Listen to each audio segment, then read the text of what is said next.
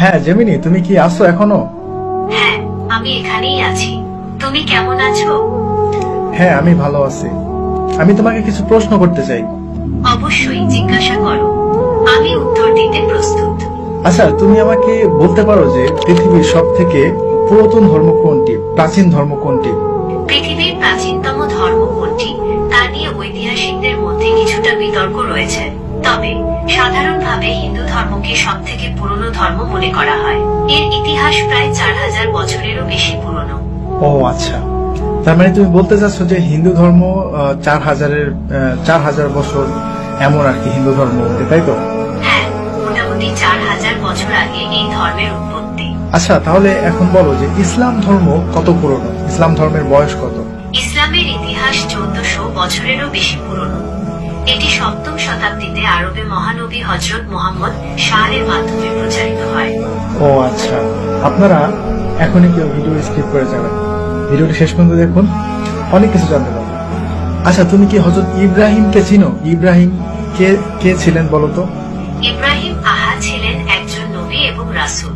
তিনি ইসলাম, খ্রিস্টান এবং ইহুদি ধর্মে একজন গুরুত্বপূর্ণ ব্যক্তিত্ব। মুসলিমরা তাকে আল্লাহর একজন প্রিয় বান্দা এবং ইসলামের একজন গুরুত্বপূর্ণ নবী মনে করে। আচ্ছা, তাহলে আমাকে বলো হযরত ইব্রাহিম থেকে এখন পর্যন্ত এই সময়টা কত সময়? হযরত ইব্রাহিম থেকে বর্তমান সময় পর্যন্ত প্রায় 4000 বছর। আচ্ছা, তাহলে হযরত নূহকে তুমি চিনো? হযরত নূহকে? হ্যাঁ, হযরত নূহ ছিলেন একজন নবী এবং রাসূল। তিনি আল্লাহর আদেশে একটি বিশাল নৌকা তৈরি করেছিলেন এবং সেই নৌকায় বিভিন্ন প্রাণী ও মানুষকে বাঁচিয়েছিলেন। হযরত নূহ এর সময়কালে মহাপ্লাবন হয়েছিল, যা ইতিহাসে একটি গুরুত্বপূর্ণ ঘটনা। আচ্ছা, তুমি আমাকে আরেকটি বিষয় বলো যে পৃথিবীতে মূর্তি পূজা কবে থেকে শুরু হয়েছে?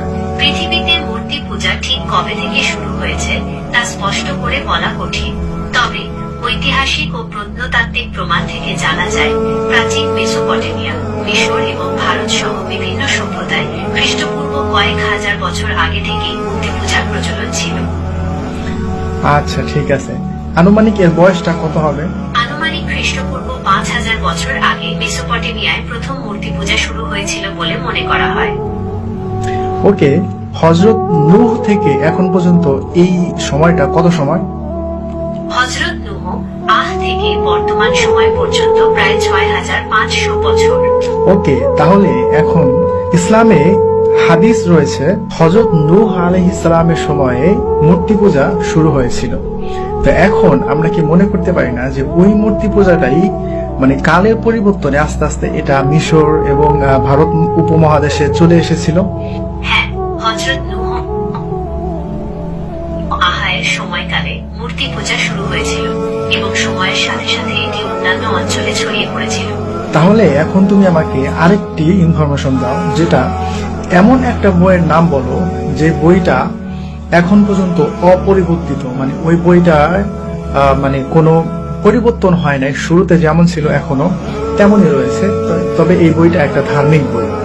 মুসলমানদের পবিত্র ধর্মগ্রন্থ কুরআন অপরিবর্তিত রয়েছে। এটি একটি ঐশ্বরিক গ্রন্থ যা আরবি ভাষায় অবতীর্ণ হয়েছে।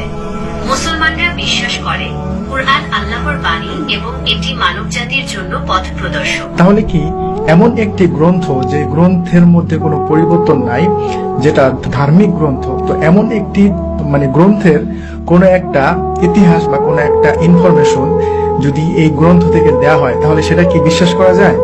হ্যাঁ, অবশ্যই। কুরআন অপরিবর্তিত থাকায় এর ঐতিহাসিক তথ্যগুলো নির্ভরযোগ্য বলে বিবেচিত হয়।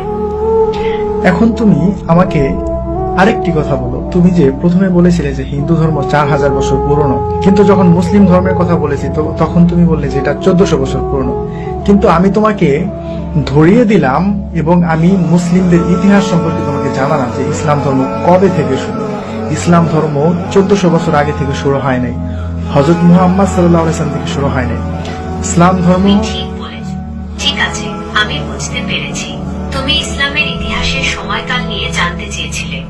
যেহেতু ইসলামে হযরত আদম থেকে শুরু করে সকল নবী রাসূলগণের কথা উল্লেখ আছে, তাই এর ইতিহাস অনেক পুরনো। তবে হযরত মুহাম্মদ এর মাধ্যমে এই ধর্ম পূর্ণতা লাভ করে।